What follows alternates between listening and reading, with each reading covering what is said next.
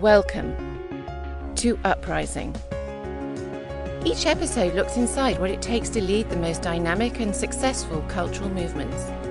Some of them in the business world, some in the social realm, some in politics, and some in between. To see why people start uprisings, what gives those initiatives momentum and keeps them going, and most important, what lessons can you learn from these movements and how to apply them to your business and even personal life. Let's explore the secret to sparking movements that move people into action. Passionate ideas. Controversial ideas. Uprising ideas. The power is now in the hands of anyone. To start a cultural movement. Your movement. To move the world. This movement is about, well, you. Do you really know yourself? All your best qualities? Do you really know them? One of my favorite movies is The Incredibles, and what I loved about that film was the fact that here was this normal, everyday family that had these unrealized superpowers. And the film is a great metaphor for what people want to know about themselves. And that's what this episode of Uprising is all about. The movement underway today is about people wanting to realize their full potential. And not just people, but organizations, companies, and people who build brands. And there are lots of people out there who are building brands and want to realize their full potential. So to start the show, let me ask a question. Do you know everything about yourself? More of us don't. And as our world becomes bigger and we experience new ideas and open new doors thanks to the magic of technology, which brings ideas and people and opportunities into our lives, we realize that, hey, maybe I've got more to me than I thought. Maybe there's more to this brand than I think I have. Maybe there's a lot more to what I'm doing than I ever thought possible. More than my friends in middle school told me I was able to do. Sally Hogshead realized this and with literary magic wrote the New York Times bestseller Fascinate, a book and a system designed to help millions of people as well as companies and brands realize their full potential, their highest worth. Sally, welcome to the show. Hey, Scott. I'm happy to be able to talk to you today. So what is this fascination movement all about? We did a piece of research in which we asked people, are you a better driver than the average person? And 80% of people said they're a better driver than the average person, which of course is impossible. Wow. 50% of people are better and 50% are worse. And then we asked a different question. We said, are you more fascinating than the average person? And the results were very different. Only 39% of people think they're more fascinating than other people. Wow. In other words, 61% of people think they are less fascinating than the average person.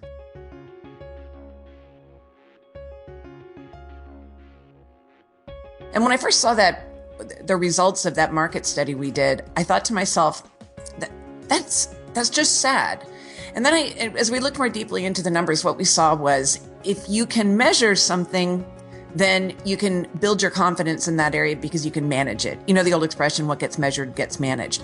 But if you can't measure what makes you fascinating, in other words, those qualities within you or within your brand that make you admired and loved and cause people to evangelize for you, then it's very hard to feel confident in that area. So I wanted to build a system that shows individuals and brands what makes them most fascinating based on those principles that world-class ad agencies use. And what are those secrets that the ad agencies use? One of the things that ad agencies know very well is they have to find a way to differentiate the product. When we work on a brand, we're always looking for not just how is it better than the competition, but how is it different than the competition? And we as individuals, though, don't usually think of ourselves that way. We think of ourselves according to how can we be better or how do we have strengths. But the problem is if you're just measuring on the basis of strengths, then you're constantly in a battle of competing head to head with other people, or you're trying to incrementally improve yourself instead of making a dramatic difference. And that's what we learned among high performing individuals and brands is that different is better than better. It's better to be different than it is to be better. It's better to be different than it is to be better. Different is better than better. And fascinating is better than just being different. Well, if you're not different, then you're a commodity. And if you're a commodity, you have to compete on the basis of price. And if you're competing on the basis of price, that's a slow, sad downward spiral into obsolescence. So if you want to be able to compete in a crowded, competitive, distracted environment, as we all are, as our brands are, then you have to find a way to be different and apply that difference to add value to your customer, to your client, or to your consumer. So what would you say if, you met me and I'm an individual, young guy, can start a unicorn startup, really have this really great idea for an app, and I meet you and I'm saying, I pretty much figured out what I want to do for my marketing. I got it covered. What advice would you give me? Let me stand back and say, okay, we're not talking about you as an individual. We're talking about the brand, about the startup, right? Mm-hmm. Well, the first thing we have to look at is how many other startups are there with apps that could compete against yours? And the answer is probably quite a few. So one of the things that, especially as entrepreneurs, that we fall into this trap of falling in love with our product or falling in love with our service and thinking that it is already innately different. And this is where the power of branding really comes in, is branding finds that one glittering quality within the brand and brings it out and makes it relevant and makes people fall in love with it, makes people want to evangelize for it so that people want to advocate to build a movement.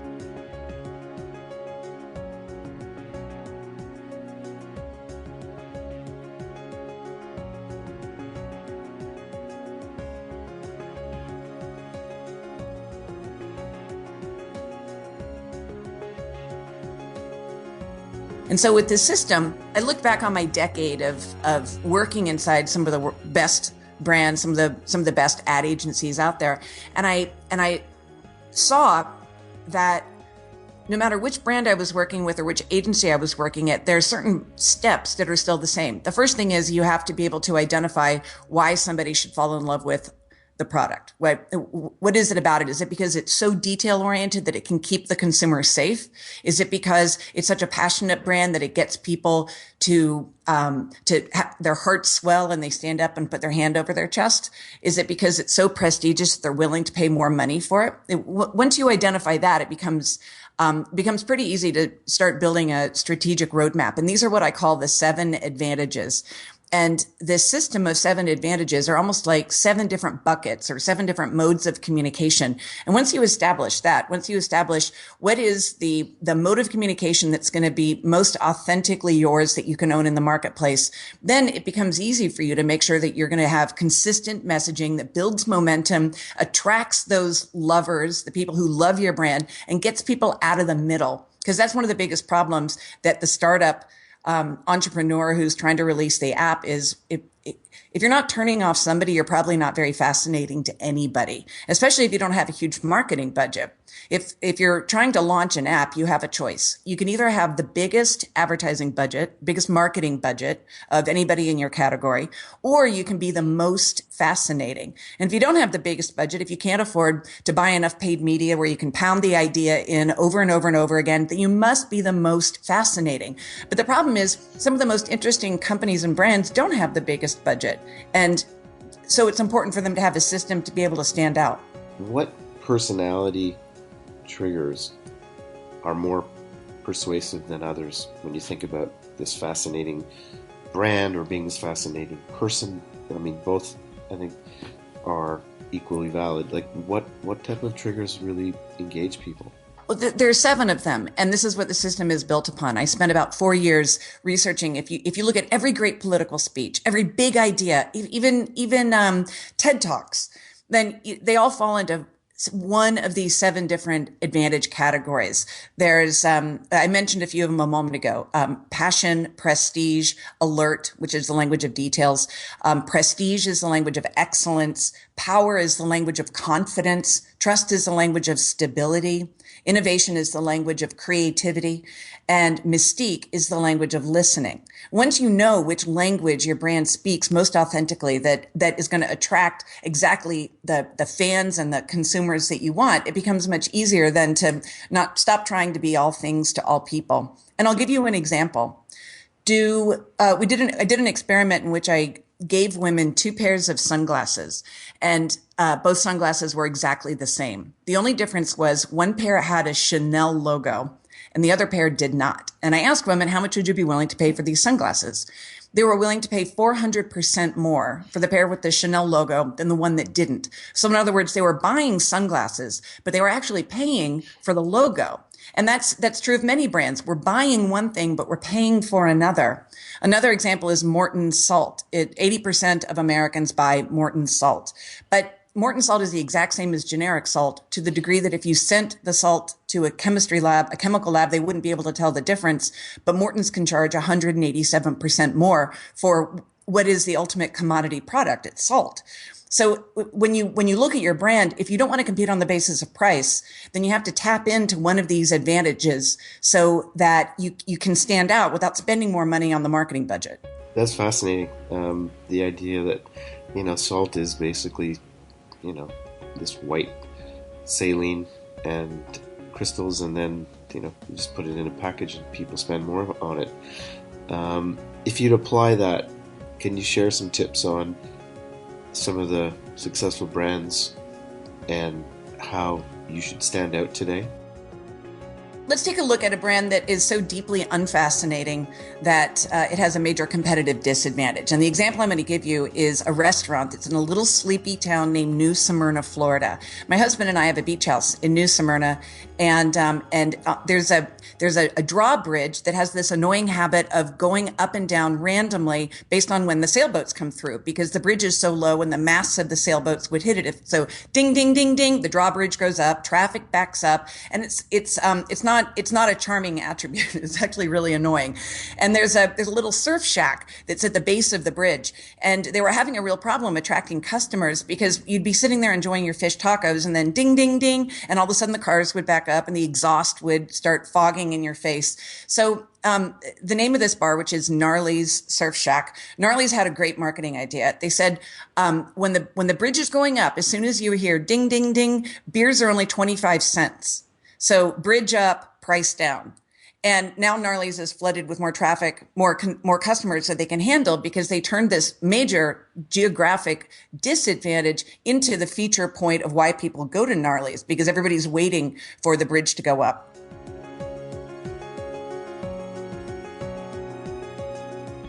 There are a lot of brands like that, brands that have a disadvantage that can become more like an advantage. And when they use that advantage, a brand that is kind of paranoid, like I've fallen and I can't get up, or FedEx, or an ambulance, or a bank that's going to protect you from financial insecurity, or Amazon telling you when you're about to run out of cat food. When a brand protects you and gives you the exact details you need and piles details upon details, that's going to appeal to a certain type of consumer and not appeal to other types of consumers. Or it'll appeal in certain situations like a brain surgeon, but won't appeal in others like, say, a masseuse. And so that's alert, the language of details. And so brands that use alert, it's in their best interest to be as finite and precise and meticulous and almost OCD in order for them to stand out in the market. But for other brands, that would feel completely inappropriate. Mini Cooper or Nike, they shouldn't be standing out by having hyper attention to details. So in today's world, you can go to market yourself, and you can, take your experience or lack of experience and try to market it. Or you can turn to Madison Avenue, where you used to work, very successfully, I might add. Or now there's this option where you can use the system that you've created in order to, within a very short period of time, develop a brand that is fascinating. And how does that work?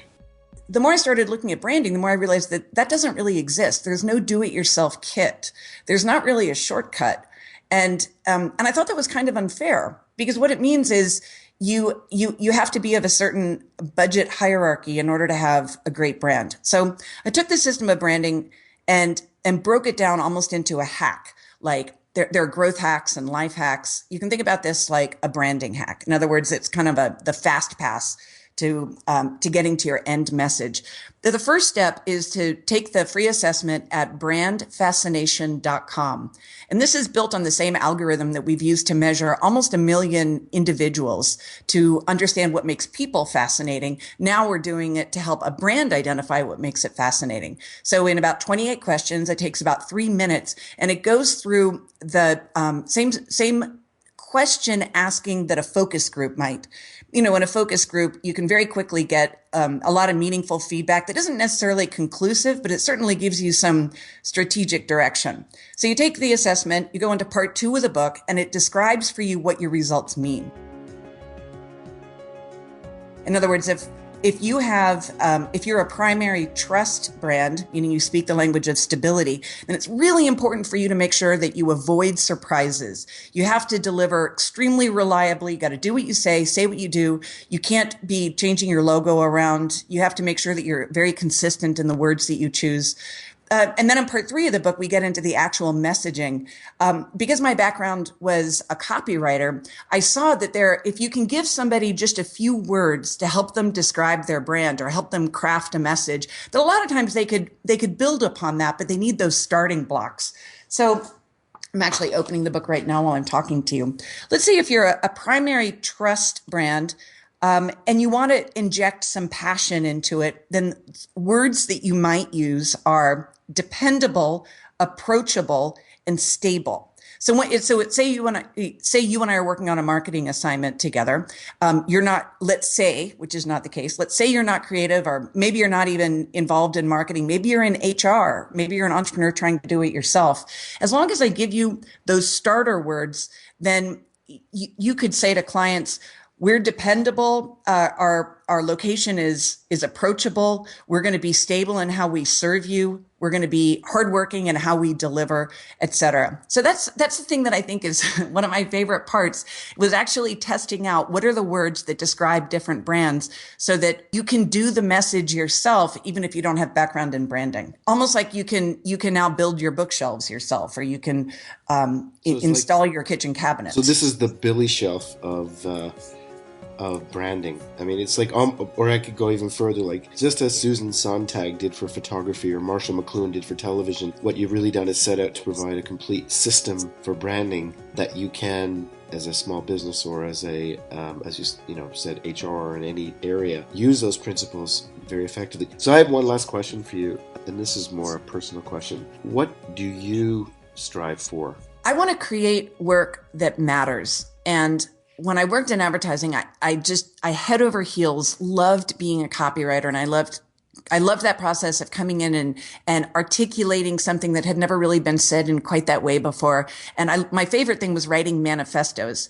And Scott, you and I have written many manifestos, putting words to what a brand stands for at the very highest level, like an anthem. But eventually I decided I didn't want to talk through brands anymore. I wanted to talk directly to people. And so because I'm a true creative person at heart, it's very important to me that our brand never puts out anything that just takes up space. That every time somebody interacts with our brand, whether it's a book or a blog post or an assessment, that they feel enlightened and empowered and inspired, and that it helps them understand themselves and the potential of what's possible for their personality or for job interviewing or for dating, and also what their brand can become, that they can compete and stand out and be heard and get people to take action. And that's really, I think that's the core for all of us that are creating a movement, is the world isn't changed by people who sort of care or companies that sort of care. The world is changed by people and companies that are so irrationally devoted that they're willing to go to seemingly impossible lengths to bring people in and to get them to care about the message too. Well, Sally, I want to thank you for talking about your book today, and also talking about how people can be fascinating, and the process and the system that you've created to help people as individuals but also brands become fascinating. Very much enjoyed it. Fascinating stuff. You've bewitched me, and you've done that for many years. Can I add one last thing, Scott? Absolutely, yeah. I think that The very last project I ever worked on in advertising was you and I worked together pretty in depth for about 6 months. And I was living in Florida, but I would come up and spend a lot of time in the agency and working side by side with you and with all the amazing thinkers in your office. And that was really formative for me in looking at what a brand can become. And there are probably some principles that you can see inside of the pages of Fascinate that resonate with you, because in some ways I discovered what does it mean to create a movement and to have advocates and to get people to take action. So I'm really grateful to you for being my mentor. Well, I'm blushing. You can't see it because we have our cameras off, but you are an inspiration to me and to many, many, many people out there, and congratulations on your New York Times bestseller, and hope to have you back again sometime. Awesome, Scott. Thank you. Thank you so much. Thank you for joining our Uprising today and listening to our show. If you missed the show, or if you want to find out more about who was on, or if you want to learn more about how to create your own Uprising, please go to uprisingmovements.com. You can also download this Uprising program from iTunes. Uprising was produced by Nicola Keneally and Adam Helen, with special help from Melanie Boardman, Karin Drachenberg, Philippa Freeman, Brianna Campbell, Fashad Faroudi, Mark Bruzy, Will Issam, James Politi, and Jonathan Weeks. My name is Scott Goodson, and you've been listening to Uprising. What we can learn about movements and uprisings that are shaping our world in business, in society, and in between. For more on cultural movements and movement marketing, be sure to pick up a copy of the best-selling book Uprising, How to Build a Brand and Change the World by Sparking Cultural Movements, available on Amazon.com. Music for Uprising composed by Charles Duchateau.